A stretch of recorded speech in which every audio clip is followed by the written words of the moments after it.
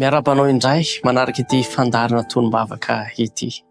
Andehantsika hiaro iombom-bavaka indray amin'izao fotoana izao.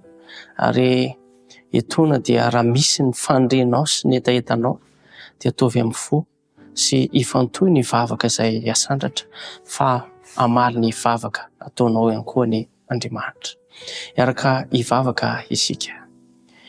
Jehovah Andriamanitra io, Andriamanitra lehibe ianao. Andriamanitra tia anay, tsy takatry ny saina izany fitiavanao izany, fa tsy misy toanao.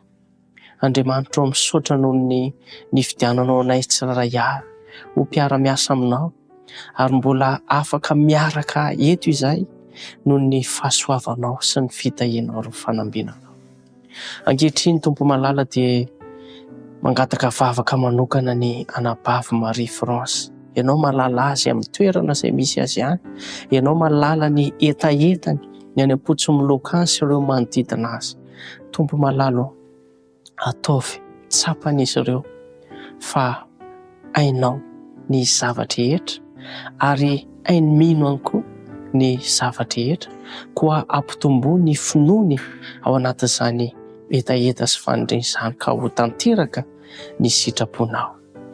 Mivavaka manokana ihany koa izy ny amin'ny resaka olana eo amin'ny tany sy ny fiangonana.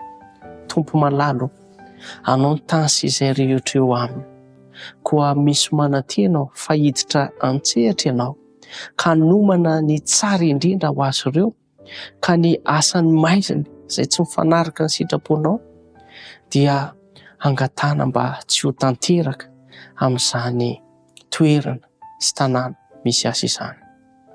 Koa ankehitriny Andriamanitra, miteza ianao hanao indray mijery izany toerana misy azy izany sy ny fiainan'ny fiangonana, fiainan'ny fianakaviana amin'izany toerana izany, koa asehoa ny herinao sy ny voninahitrao Andriamanitra io. Ary misy manantena ihany koa aho fa ianao dia efa hanomana ny tsara indrindra ho an'ny tsiraray avy. Mivavaka manokana ihany koa ho an'izay manaraka ity fandarana ity, ny fiadanam-po sy ny fiadan-tsaina ny Andriamanitra ho amin'izy ireo tsiraray avy, ary atovy tsapany ny hatsaranao. Amin'ny anaranao Jesosy Kristy no hanoana sy angatana ny vavaka.